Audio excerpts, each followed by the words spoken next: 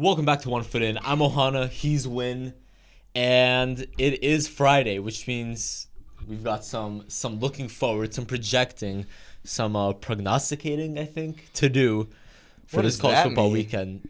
Pretty sure it means Prognosticating? prognosticating. Spell it. Prognosticating. P-R-O-G. Don't Google how to spell it. No. O-S-T-I stick. Prognosticating. C-A-T-I-N-G, yeah. Prognosticating. Yeah, prognosticating. Comment below if that's a made-up word. No, foretelling or prophecy a future event, or foretell or prophecy Do a you future say that event. often? No, I just ripped it now. What are we prognosticating today, Well, dude? we've got What do we got? we've got some SEC showdowns to talk about. Yeah. We've got some news in the retirement world. We've got things to complain about, which isn't really prognosticating, but whatever. But then, of course, we have the ultimate prognosticating topic, lock of the week. But we'll get to that when it comes. For now, let's start with the aforementioned SEC showdowns that we're going to be seeing. Let's do a rewind button. Back to August. Shout out. Okay. In August, if I was to sit here and tell you that the SEC showdown in October, that's going to feature two undefeated teams in the SEC, that's going to have SEC championship implications, playoff implications. If I told you that game was going to be LSU at Texas A&M, would you be surprised? I would have said no way. I would have said it's not Texas, Georgia, which we did get to see last week. Yeah, I mean, that was at the time, but this now, game right now, it's the game. It's the most important game there is right now, It's which the is only crazy. two undefeated SEC teams left in conference play. And the loser of the thing about the Texas-Georgia game is that those were two undefeated teams at that time. Yeah. So a loss there, I mean, one of those teams is going to lose, obviously. Yeah. But that's not going to bounce them. This game, both of these teams have a loss, right?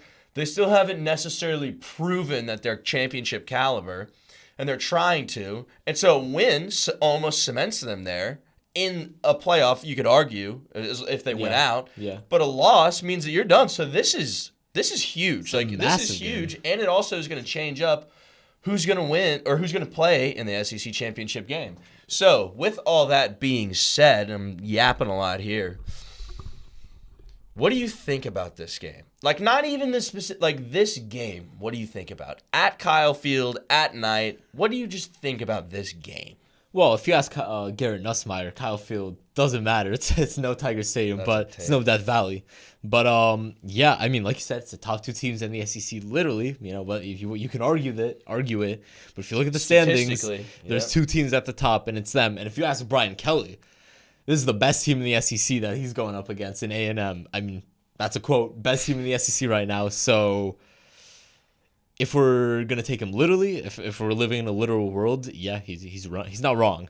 But I think it's an interesting game, and I think the matchups we're gonna see will be interesting because throughout the season, on the LSU side, I think we've seen defensive improvement. They held Ole Miss 26 in an overtime game, which depending on the week for Ole Miss might not actually be that impressive. Yeah. I don't know. They held Arkansas to 10 last week.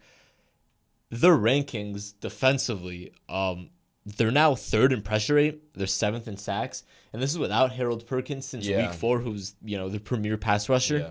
And then on the offensive side, that offense is performing. Garrett Nussmeier, he's got 5 300-yard passing games. He's got 18 touchdowns. That's the most in the SEC. They're 8th in passing offense with just over 322 yards a game. And I think what's really interesting about this game is LSU's O-line. So they've been phenomenal in keeping Nussmeier off the ground. They're number one in sack percentage at 0.79%. They're an elite pass protection O-line, and they're going up against a defense in the Aggies that doesn't really bring pressure at all. Yeah. That they blitz 16% of the time. That's the 8th lowest in the FBS. But they're still playing really well defensively without bringing that pressure, without bringing that extra blitzers. They're allowing only 54% completion, which is 10th best in the FBS. So this matchup between this LSU offense that is they've proven to hold up in pass protection. Garrett Nussmeier is going to have time because the Aggies aren't going to bring that pressure. So our LSU receiver is going to beat their guys. And I think that's ultimately what it comes down to. And I do think LSU wins because I do like LSU's offense in this matchup against the Aggies defense, and I do think, like I mentioned about LSU's defense, they're going to perform well because they have been performing well all season, and they're going to get to the quarterback because they've been getting to the quarterback all season. And that's where I'm going to leave it. Well, what LSU does great is they throw the ball really well. And you were talking about that. I mean, when you're in the SEC and you can protect your quarterback as well as statistically they have, I mean, that's huge. I mean, they're throwing for 322.4 yards per game. That's 8th in the country. The thing that LSU is going to have to do in this game is they're going to have to balance it out a little bit. And the thing about A&M is that if they're not blitzing, they're dropping back. You know, they're going to be dropping back and try to. So you're probably going to see a lower completion rate for Nussmeier. If he's throwing the ball over 25 to 30 times, they're going to have to institute a bit of the run game. They're 95th in the country. They run for about 128 per game. That's not a huge number. That's not a great number in the SEC. I mean, that's big. But when you look at it, they're such an air-heavy offense that they are able to pick on teams like that. For A&M, what's significant about this is A&M runs the ball really well. 12th in the nation, 218 yards per game. So definitely different offensive style matchups. Connor Wegman looked great against who did he come back? Against Missouri. He looked great against Missouri, but we're finding out that Missouri may not be a team that's too hard to look great against. Still ranked. This is the thing, too. On the A&M side of the ball, you've got Elko, first-year head coach, right? Obviously, he's going to... Brian Kelly loves. Shout out. Talked about him, too. He's going to put all the chips in the middle and try to go for this. And for Brian Kelly, this is a must-win game. I mean, obviously, like we talked about the implications of this game. Yeah. But I'm saying as Brian Kelly as a coach himself, like this is a must-win game because he needs to prove that he can win the games he needs to win. I feel like they've been in this situation the past few years with him as head coach where it's like, wow, can they make the playoff? Yeah. And they have all these wins and, you know, maybe they're one loss team deep into the season and then they string together some losses. Yeah. So, yeah, I agree with you on he's got to win this game. You got to get over that hump. You got to turn those close losses into close wins. Yeah. That's the next step. So this is my take on this game. The money line on this right now is even. Yeah. Okay? I'm gonna go with LSU in this game. I am, but here's the thing. I think if A&M gets the ball and scores quick and then makes a stop quick or something like that, I think if LSU has to play catch up, I think A&M will run the ball, just continue to run their ball down the throat. That's what they do, and then hit quick passes to keep their drive alive. So I think if this game gets on the A&M side early, I think A&M could pull this out, especially at home. But I personally don't think it's going to happen. You mentioned they're playing without Perkins, and they're still looking good. But again, I think that LSU has just had time to prepare for this. I think they've won big games this season. I think they've got good momentum. I'm not saying A&M doesn't have good momentum, but I'm going to go with LSU on this one. I hope this doesn't ended up a couple weeks when we both were like picking these games and we both got them wrong. Yeah, but a couple weeks. Yeah. But I don't think this is going to be I think this is going to be a down to the wire game in my opinion. Like with 5 minutes left in the fourth quarter, I still think this will be a toss-up game. I don't see either of these teams blowing each other out. But I'm gonna ride with LSU on this one. I think they're gonna go in there. They're gonna get it done. If I asked you this question at the start of the season, at this point of the season, we're projecting, and I said Texas A&M, Alabama, Florida, Vanderbilt, Oklahoma. Those are LSU's 5 remaining games. Yeah. And I told you, Texas A&M. That's gonna be the hardest game left. Yeah. Vanderbilt is what, number 2? Yeah. Well, speaking of Vanderbilt, they've got a game. The Commodores, baby. They've got a game. They've got a game. The Texas Longhorns will play their first road SEC game. Yep. And yes, we're this far into the season and they haven't played a road SEC. Their first road SEC game in the most hostile, insane environment in college football known as the Vanderbilt Stadium in Nashville, Tennessee. Now, I happen to have been to a game in the Vanderbilt Stadium. I watched them beat the Florida Gators 2 years ago. And shout out Anthony Richardson. Well, not in that game. But there were more Florida fans there than there were Vanderbilt fans. And so when Vanderbilt won, it was that much funnier. Now, did you see on Twitter today what they did to their field with the net? No. You haven't seen this? I haven't seen it. Vanderbilt put a net up in front of the Texas section so that they don't throw stuff onto the field. Isn't that wild? I love that. I love that. Okay, but in all seriousness, no. On the football aspect of it, Vanderbilt is on the up. Mm-hmm. I'm not saying Texas isn't on the up. They lost to Georgia. You lose. But it happens. 18.5 point spread. Yep. With the team like Texas that showed legitimate weak points against Georgia. It wasn't like, oh, it was down to the wire. Like, showed legitimate weak points. And then you've got Vanderbilt, who won as a emotional team. And so if you don't think that Diego Pavia is firing his boys up, that they're going to come in and face that the Longhorns are going to come in and face them, then you're wrong. My concern with Vanderbilt is the positions that really are the standout ones, like the O-line and the D-line. Yeah. And now I say that, though, and they beat Alabama. So there is this balance, which, now is that really super hard to do? We don't really know. But they beat Alabama in those spots, and I'm not. So Texas, I think, would beat Alabama by 20-something points right now. But this is a matchup. Well, before I give my prediction, I want to hear what you think about it. Okay, I don't want to be the bad guy. I don't think I will be. You're a nice guy. You're kind. Thank you. No problem. Try to be. I know we love Vanderbilt, and at 5-2, they deserve that love. Shout out. They've earned that love. They beat Alabama. They've got that number in front of their name. Yeah, they've got that 25. They're not beating Texas. No. I know. Texas is coming off a bad week where they lost to Georgia, and it didn't look good, especially in that first half. But after halftime, it didn't look bad. The second half wasn't terrible. They played. They did some stuff. It wasn't as terrible as that first half was. So am I going to abandon the Texas Longhorns? Which, if I pick Vanderbilt to win this game, that's what I'd be doing. I'd be abandoning Texas because at 2 losses in a row, 1 to Vanderbilt, at that point, are they cooked? Like, they're a lot more cooked than I thought they'd be. So I can't pick Vanderbilt here. I think Texas, and like you mentioned, the O-line, D-line, Texas's O-line is still dominant. I know, again, they weren't against Georgia. I know the D-line wasn't dominant against Georgia. I know all this stuff. And it was a bad game. But I trust them to bounce back. I think a great team, which I think Texas is, I think they're a great team. I think a great team coming off a loss is going to show who they are. They're going to flex all their muscles in this game. Yeah. And I still think Vanderbilt's legit good. I do. They're just not Texas good. And that's kind of where I'm at with this. I think Texas is going to win comfortably, and I hate using that word because I used it last week, and that did not end up not end up well. But I trust them this time, so that's who I'm going with. I can't believe that Vanderbilt lost to Georgia State. Like, that's just weird to me. But that doesn't matter. Like, here's the thing.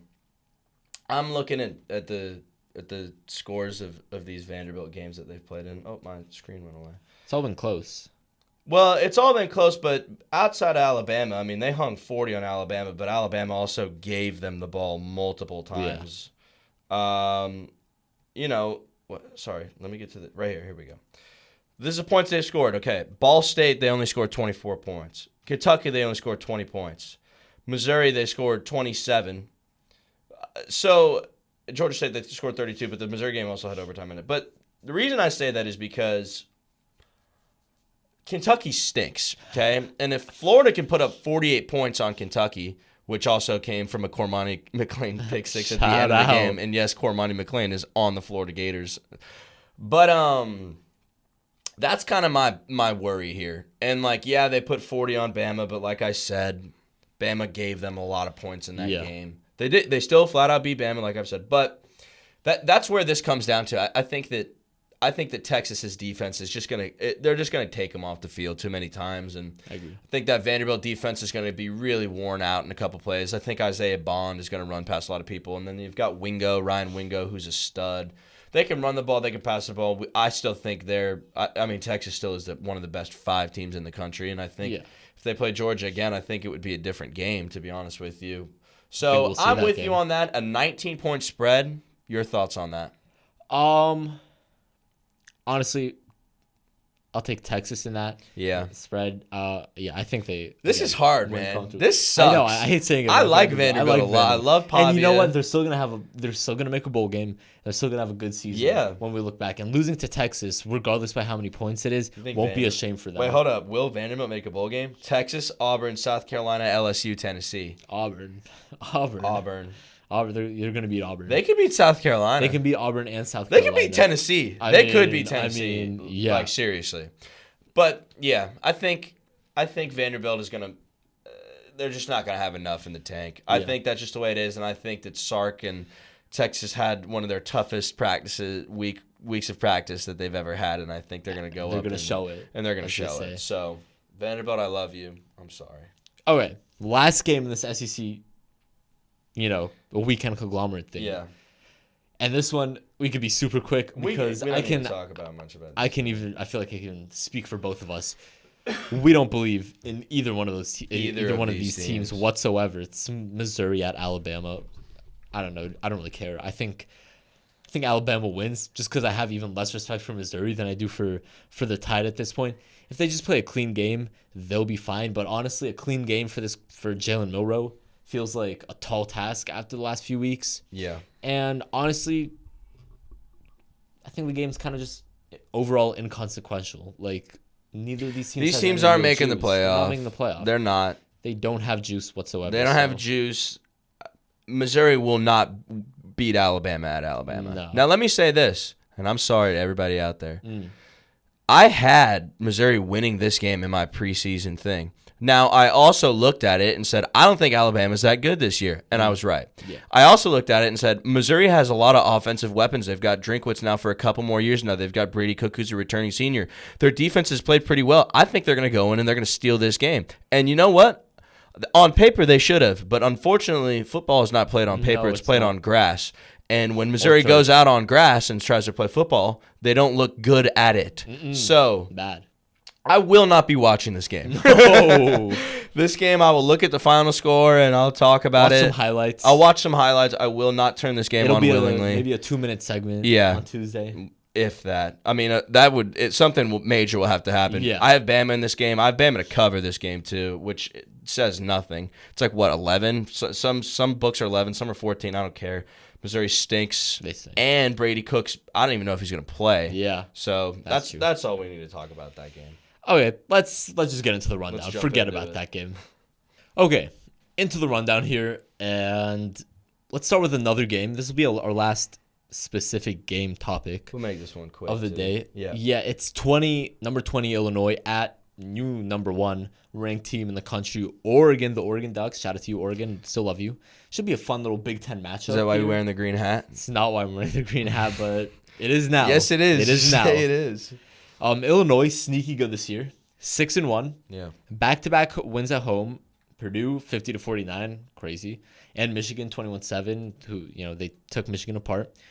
Their only loss this year was to a Penn State team that we both think is actually pretty good. Yeah. 21-7, and Penn State. I'm a little worried about you this week going to Wisconsin. By the way, 6.5 point spread. I got my eye on you, Penn State. Okay. And if Wisconsin beats you, then I'm coming back to this because I'm keeping my eye on you. Anyways, you were saying. We'll come back. That Penn State game was on the road. Their only other road game was their 31-24 overtime win over Nebraska, which I do not respect as a respectable win. Nebraska, I feel like I could go out there and beat Nebraska a football game right now. So you really have one road win. Or no, you have the one road. You have 2 road losses basically. Nebraska, that's a loss because you went to overtime with them. Oregon, it's your 3rd road game of the season, and like I just said, you have not been that impressive on the road. For Oregon, it's their final top 25 matchup in the regular season as of now. Obviously, things can change. So for me, I think Oregon just keeps it rolling. They should keep it rolling. Dylan Gabriel, legit Heisman candidate. This team, legit good. Give me Oregon. They're going to stand number 1. They might stay that way the rest of the year.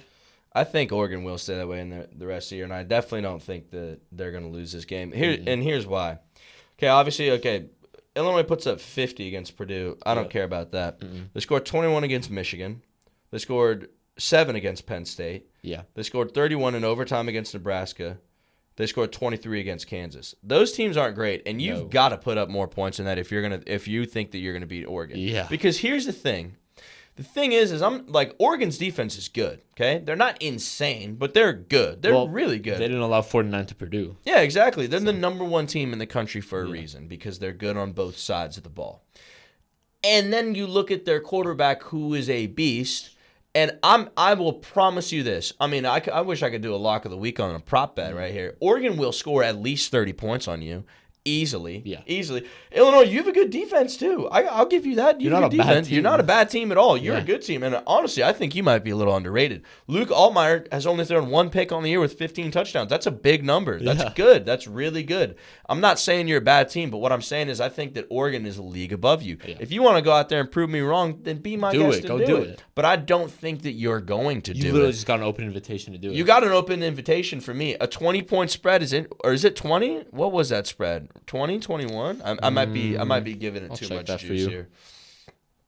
Give me some eyes on that. But that's the thing. I mean, Illinois just has to score. They haven't proven that they can score enough, and I think Oregon's just going to score. Like I think that's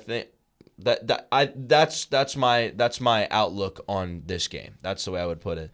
Damn, bro, you can't find a spread here.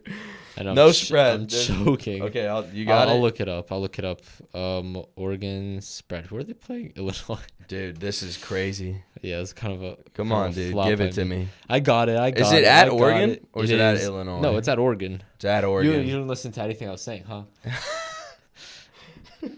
Talks about Illinois' road struggles. For no reason. It's at Illinois. Yep. Okay, no, it's Illinois plus 21.5. No, it's at Oregon. It's at Oregon, Illinois 21.5. Okay, Illinois. I think you can cover that. You're not my lock of the week. I think you can cover that. And I think you probably will. I think you'll probably lose by between 14 and 20 to 21. I think you'll probably score 14 to 17 points. I think Oregon will probably score in the upper 30s. If you want to prove me wrong, go ahead and do it. I don't think you will. Go ahead and do it. You're not going to win this game. You're not going to win. All right. On to a bit more of a serious topic before we jump back into the fun stuff. Grayson McCall, medically retiring from football. NC State quarterback, transferred over this year from Coastal Carolina. And he's got a history of concussions, history of head injuries. He was carted off the field this year on October 5th after a hit to the head in a game against Wake Forest. He had a serious head injury last season at Coastal Carolina. And yeah, he was just advised. And after discussing with his family, he decided to step away from the game. Yeah. He had a great career. Over 10,000 yards, 88 touchdowns in his 42 games at Coastal. Yeah. And then obviously NC State this year.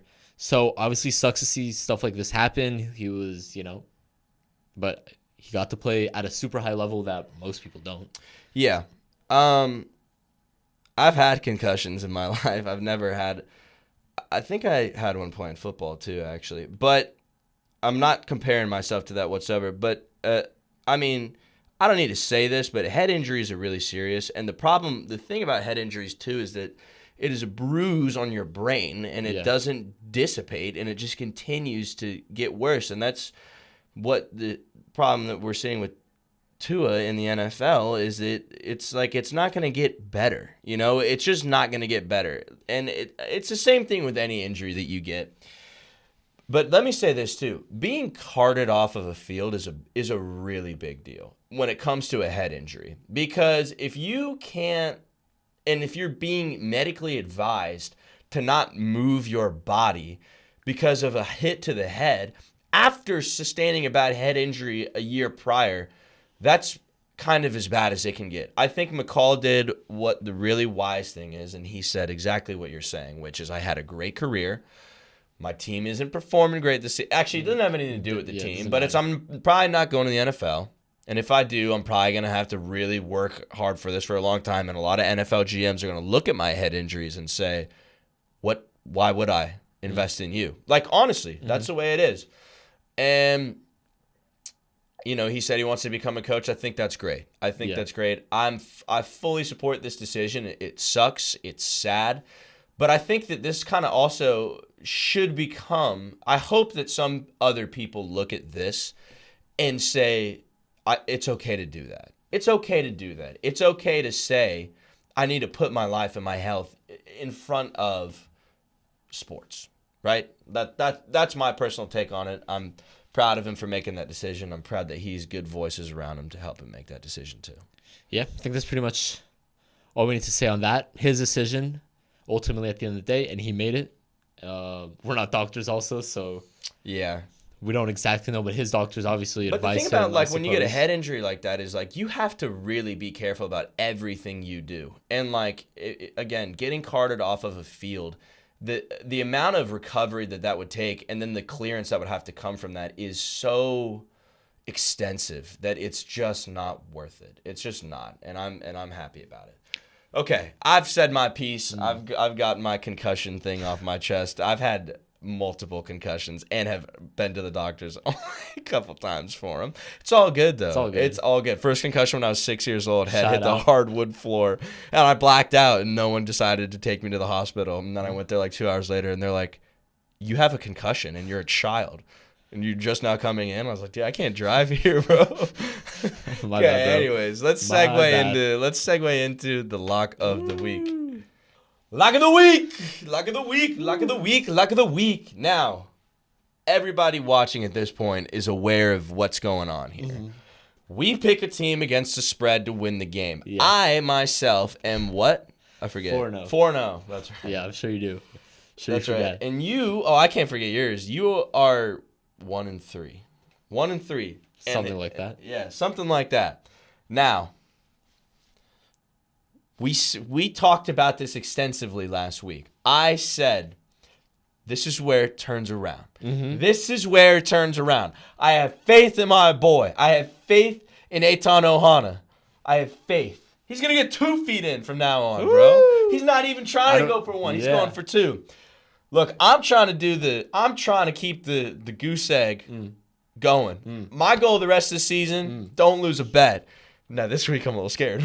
Not really. I'm not. But what I said is I think that Eitan's going to be able to end this season over 500. I agree. And betting-wise, if you're over 500, you're win. Beating the casino. That's a win. That's profit in your pocket. So that's what our goal is, and I have faith in my boy. So you know what? Right off the rip, give it to me! Ooh, I'm excited for this one. Because like you said, the goal is to get back over 500. And listen, at 1-3, it's going to take a Herculean effort. And I can't think of that final week of the season. I've got to go week by week, step by step. And right now we're at step 1. And like I said on Tuesday's episode, I need to stay humble here. I can't be all braggadocious and talking about, I'm gonna go on a winning streak. I'm never gonna lose again. Can't do that again. Can't say all that. All I got to do, and what I did this week, is put time and effort into my picks. I got to do film study. You got to grind the all-22. That's what I did. I went deep into the tape, deep into the film, and deep into the Vegas books. I was looking at the lines, and I was like, what stands out to me? What here do I feel passionately about based on all the film that I've watched for every team in college football? And I saw that the team that we talked about on Tuesday and celebrated and championed, the BYU Cougars. Jake Retzlaff, quarterbacked by Jake Retzlaff. 2.5-point underdogs against UCF, the UCF Knights. On the road. Who are on a 4-game losing streak. I've seen 1.5 on some too, but 2.5, yeah. It opened at 1.5. And now it's 2. It's been bet to 2.5. Wow. That's disrespectful. That's crazy. To BYU. Because I was thinking about this one too. I think, here's what I think happened. Let me try to deconstruct this. I think the market has overreacted to UCF playing Iowa State to a 38-35 loss. For, UCF lost that game. Yeah. 3-point loss. But it was a barn burning. It's crazy to see. But, well, BYU didn't look great against Oklahoma State either. That's what these people are looking at. They had a 38-35 game. They won, though, unlike UCF. Now, let me throw some stats at you. BYU against the spread this year, 6-1. Nice. UCF 4-3, not quite. A bit better than their actual record, but I don't need them to be. I don't need their against the spread numbers because UCF is favored, so they have to win this game. Yeah. BYU against non-ranked teams, undefeated in the last 6 games. They haven't lost A game. Undefeated in the last against unranked teams. Against non-ranked teams. Like including last season. Yeah, the last 6 games in non-ranked teams, they've won all of them. They're on a 6-game win streak against unranked teams. Pushing your buttons. UCF. This is an interesting stat because what month are we in? We happen to be in October. We're in October. We might be sniffing November too. We will be sniffing People are starting to wear November soon. Halloween costumes. Well, it's Oh my almost that time. God. It's almost that time, but Oh we're my not there God. yet. We're not. We're still in October, and you know what UCF, as a favorite in October, has done? They've lost 4 of the last 5. They're favored in this game. BYU in college football in the FBS 6th for average third quarter point differential at plus 8.6. BYU 10th in the FBS for fourth down conversion percentage at 81.3%. Damn. Fourth down conversion. So if it gets tight, if they need to start going for it on fourth downs, and again, they're 2.5 point underdogs, so they can literally lose by 1 point, and I win this. The research difference, dude. This one, Listen, I'm loving this. They're dude. going to go for it, and they're going to get it 81.3% of the time. And against UCF, that number is going to go up because UCF, newsflash, they stink. But I'm not going to be disrespectful. They don't stink. They're 3-4, which is just below average. They're bad. They are just below average. They're bad. So, 13 with points all against that being Florida. said, give me the undefeated 7-0 BYU Cougars to continue being undefeated, meaning be 8-0 after this weekend, on their way to a Big 12 championship appearance at the minimum. Well, that's exactly what I was going to talk about. Is you don't think that the BYU team is fired up right now? Oh, they're fired up. They feel feel disrespected. I'm they speaking feel for them. yeah, and you think that they're going to get beat by some Mickey Mouse team down in Orlando? I don't think so. Led by dude. KJ Jefferson? I don't think so. Look, I do not think so. I don't know what BYU's run defense is, like what their statistics are. I don't know the statistics on them.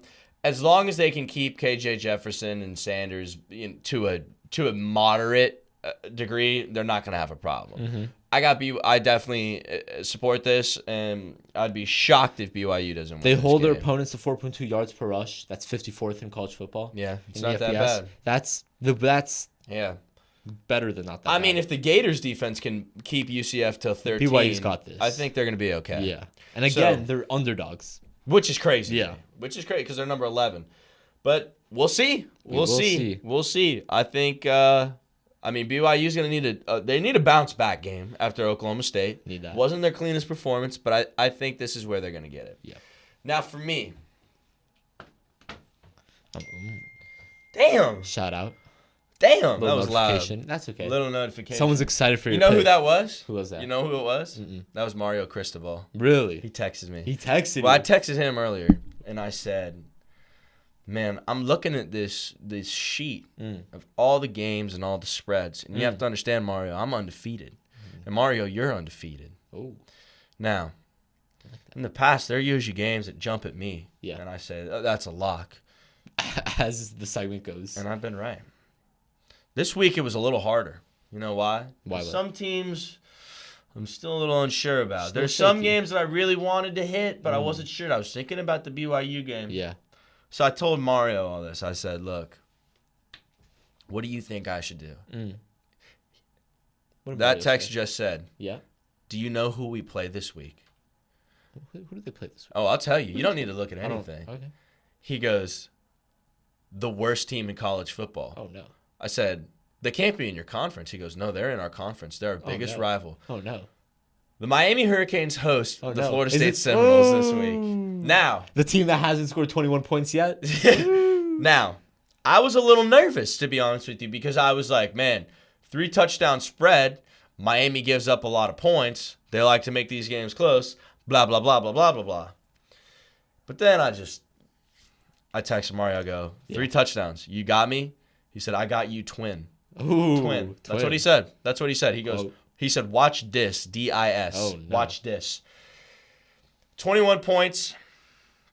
Give me Miami. You know why? Florida State last 5. This is how many points they scored. Against Duke, 16. Against Clemson, 13. Against SMU, 16. Against Cal, 14. Against Memphis, 12. It's not going to happen. There's no chance.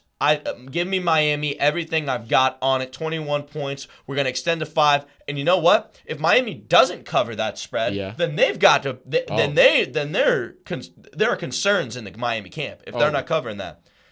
So that's all I'm going to say about that. SMU beat them by 26. Yeah. So I'm not really worried. And Miami hates FSU.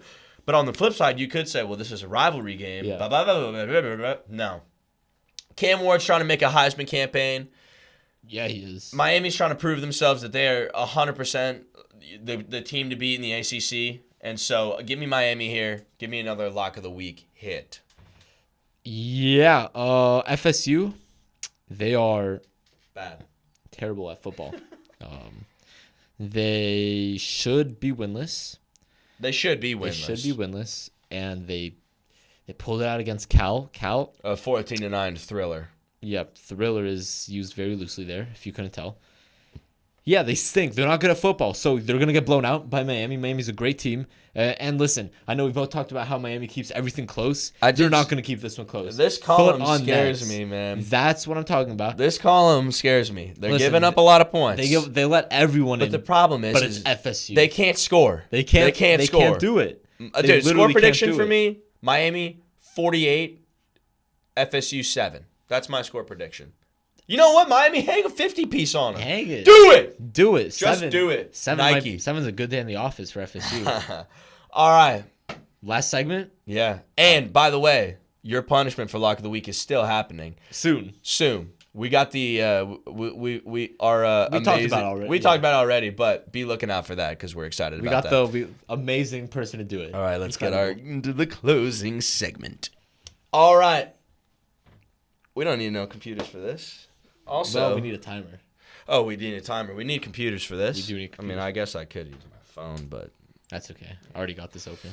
Now, y'all know why I'm holding these glasses right now and why Eitan's picking his up is because this is a little segment that we like to call Complaint Courtroom. If you're unfamiliar with it, which you shouldn't be because it's awesome. But we each give each other a minute on the clock. One of us is the judge. One of us is the complainer, the complaint, whatever. I don't know. I'm not in law school. Doesn't matter. I'm talking about college football. This isn't a real courtroom. Doesn't matter. No. This is a real courtroom. It's not bound by the laws of law. It's bound by the laws of vibes in college football. Simple. Yeah. But anyways, we each get a minute. We give each other our piece, and then the other can agree or disagree and say, I'm not loving that. That's not enough for me. Or can be like, you know what? Shout out McDonald's. You're damn right. Who do you want to go first in this one? I don't care. You can go first. You can go first. Get off your chest. I feel like something's weighing on you. Yeah, I came in here today, and I wasn't really sure what I wanted. But now I know what I want. Okay. Put the shades on. Let me throw know them on. I'm ready to roll. These are also known as the complaint shades. That's why we both have shades. By the way, you know that. You know that. All right. 3, 2, 1. Okay, today I'm going to complain. Not about a specific team, not about a player, not about a coach, but about a culture, about a fan base. And that's the Alabama Crimson Tide fan base. Now, before everybody comes for me, this is why. It's not because y'all are mad about losing. That's one thing. I get it. It's that you bring in a new coach, you bring in a new team, not a whole new team, but you're playing football. And now I'm seeing posts that people want him gone, saying we want Nick Saban back. You know what? You are the best coach in college football for over a decade. This is the first time that you've been ranked out of the top 15 since, 2009? And you're over here complaining about a coach wanting to be fired? There are so many people, so many teams that would love to have what you had, and then you have one half season of it, and you've already won games. You've won games this season. It's not like you're FSU, and now you want everything to get out of here. So don't give me the thing. Look, it takes the coach time. I'm not saying he's their guy for forever. I'm not saying that everything's good, but I hate watching it. I don't like the complaining about it. And to y'all that aren't complaining, I appreciate it. Honestly, no, to all of you that aren't complaining, yeah, that's what you should be doing. You shouldn't be complaining. You don't get credit for not complaining. Those of you that are complaining, you get points deducted. You get reverse credit taken away. Because what are you doing? Complaining? Dude, give me a break. People, and if everybody else would give anything to have the success you've had. Anything. And you're complaining. By the way, Kalen DeBoer is a really good coach. He's a great coach. Get over it. You're going to be fine. And you also are looking ahead. You've got Ryan Williams. You still got Jalen Miller. You got J.M. Miller. Like, you have a... You guys don't love Jalen Miller.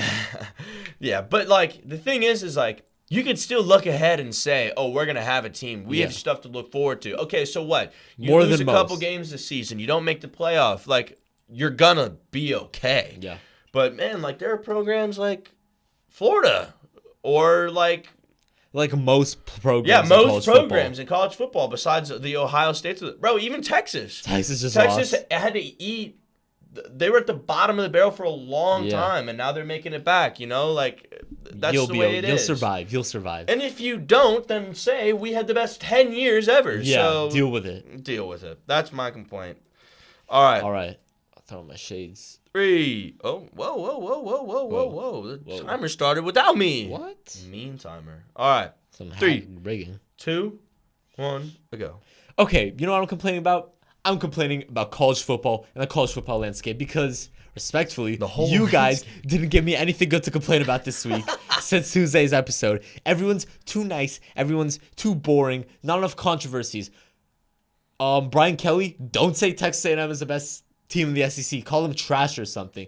Yeah, I know they're at the top of the standings. I don't care. Don't be nice about it. Give me something to complain about. I wouldn't even complain about that. I respect that.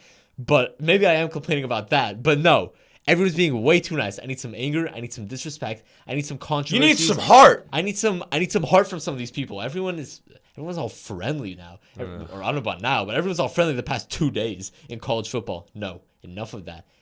And we already talked about the coaches shoving and fake injuries and all this. We already got a lot of complaining out of the way. Yeah. So I need stuff to complain about. So college football, this weekend better give me a lot of complaint material. All right. And you did it with 3 seconds to go. You should be a newscaster. Yeah. Also, we talked. I'll talk about it real quick. We were thinking about talking about the whole Penn State thing, the James Franklin thing, but that doesn't deserve enough commentary yet. We both don't like what's going on. We're gonna let that simmer. Hard to like. We're gonna let that simmer before. Well, yeah, obviously it's hard to like. I'm saying the way that they've kind of handled it. So cowardly. We're going to let that simmer. We're going to let that do its thing. I'm sure in a later episode when more comes out, we'll talk about it. If you don't know what I'm talking about, don't even bother your time on it. It's not anything important yet, but... Well, no, it's a very serious matter, but... Well, the matter itself is important. But the James Franklin angle of it is just... It's just kind of silly and... It is very important. Lacks professionalism, I suppose. As far as what we know and newsliness, like it's not at that point yet. But when it gets to that point, we're not going to shy away from it because anybody can catch these hands, especially Penn State, who, like I said, is going to have an interesting game when they go on the road to play Wisconsin. Will they win? They will. Probably, but I would not be surprised if they lose. And I'm not saying I ain't pulling for Wisconsin. Let's just leave it at that. Well, alrighty. Season's wrapping up. We're getting to that point. We're getting to that point. Texas A&M, LSU, excited to see what happens. I cannot wait to be back here on Tuesday talking to y'all. No road trips for us this week. We'll be here. I'm not going to come back with anything crazy or anything like that. That's okay. That's okay. I need some time to breathe. I've been watching.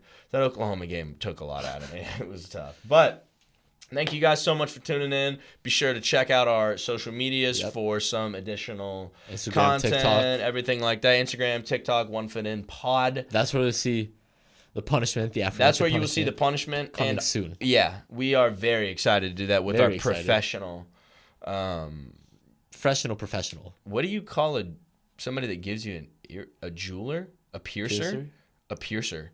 So if you did earrings, would you be like, "Hi, I'm Eitan," and they go, "What do you do for a living?" You go, "I'm a piercer." No. What would you say? I pierce ears. But what about if I want a belly button piercing? I pierce the body. I pierce. I don't know. We'll ask a professional. We'll ask a professional. That'll be additional content as well. Well, yeah. Thank you guys so much for tuning in. We will see you on Tuesday. See you.